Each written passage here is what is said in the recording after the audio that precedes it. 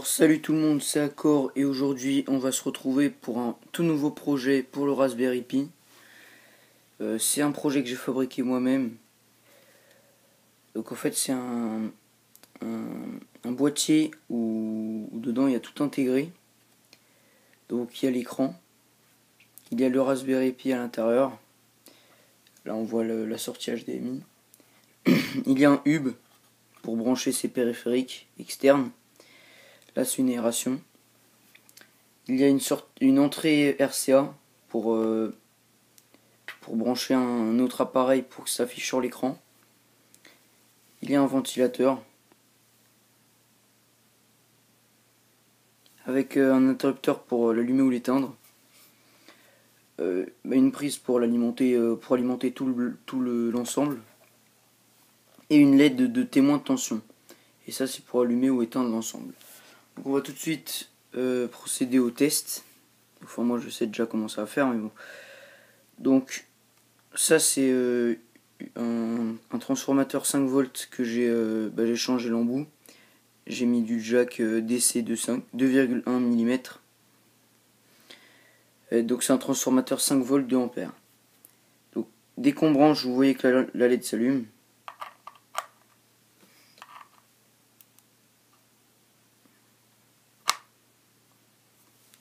Donc voilà.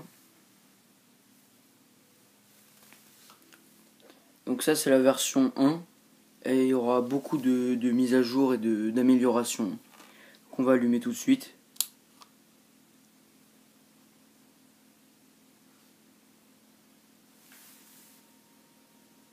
Tout est alimenté grâce à un simple câble. Un simple câble.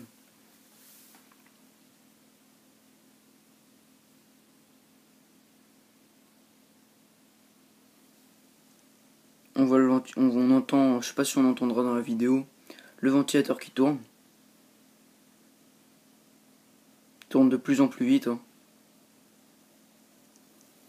Je vais rapprocher du micro.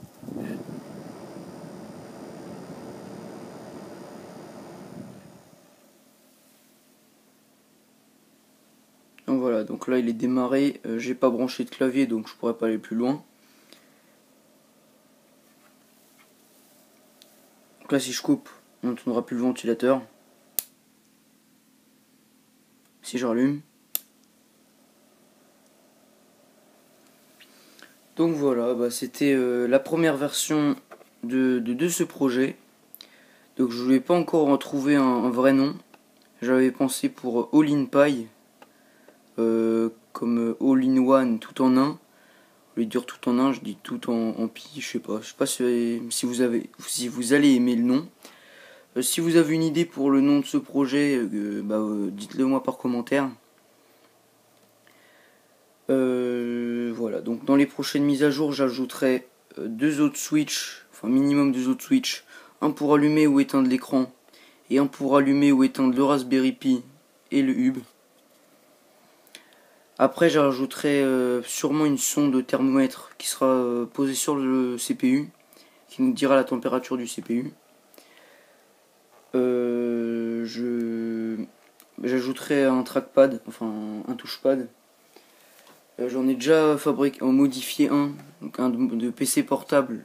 Je l'ai modifié pour qu'il soit en PS2. Donc le problème c'est que le Raspberry Pi n'accepte pas le PS2, il accepte seulement l'USB. Donc il faut que je trouve un moyen de convertir un périphérique PS2 en USB. Donc voilà. Donc si vous trouvez que c'est... Vous voyez les finitions qui sont vraiment moches. Hein. C'est pour ça que j'essaie d'acquérir le plus rapidement possible une imprimante 3D pour que je puisse refaire tout ça en correct et que je pourrais peut-être après ouvrir une production de trucs comme ça. Voilà. Donc j'ouvrirai peut-être une production de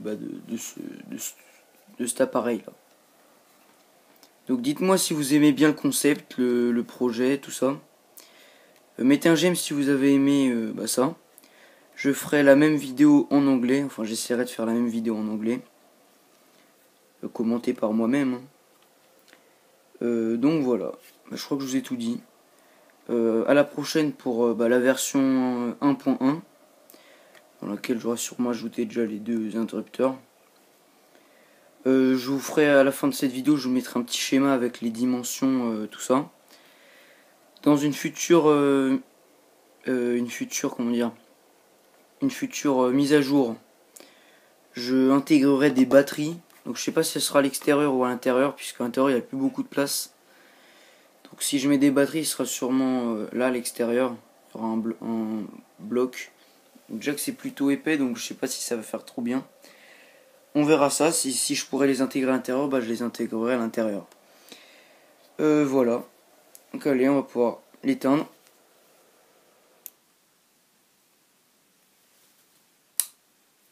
Voilà. Allez, c'était Accord du H+0. Et je vous dis à la prochaine. Alors nous revoilà pour les dimensions.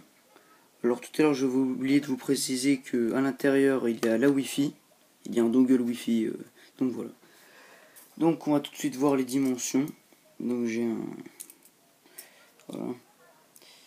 Donc en épaisseur, sans compter l'écran,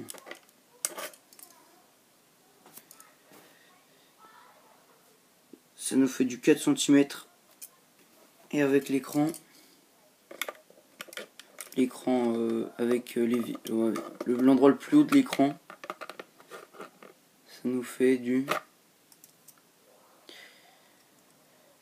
5,8 cm. 5,8 cm à l'endroit le plus haut, en sachant qu'on peut retirer cette plaque là autour. Là. En fait c'est juste en sorte de cache-soleil en fait. Donc si on compte sans la plaque, on a 4,8 cm. Donc on va garder 4,8 cm. Maintenant en longueur, je crois que ce sera pas assez long. Ouais, c'est pas assez long. Je cherche la règle. Alors en longueur, il fait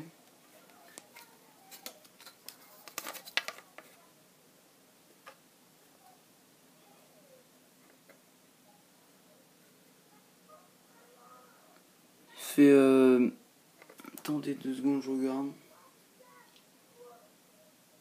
18,4 cm. Il fait 18,4 cm en longueur. Il fait, on avait dit 4,5 il me semble, avec l'écran. 4,8 avec l'écran. Et en largeur, il fait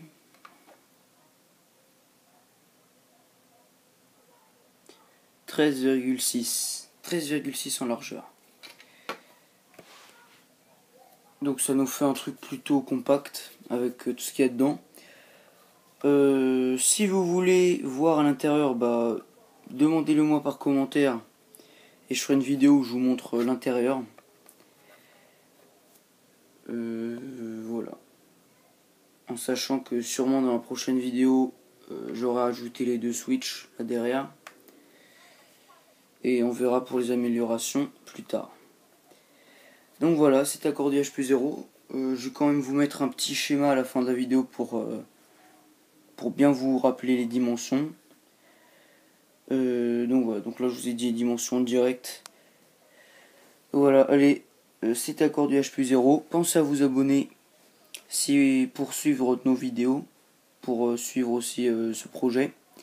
Mettez un like si vous avez aimé et mettez un commentaire si vous avez des questions ou si vous avez envie de nous donner un autre projet ou je sais pas, n'importe quoi, quoi que ce soit. Allez, salut à tous.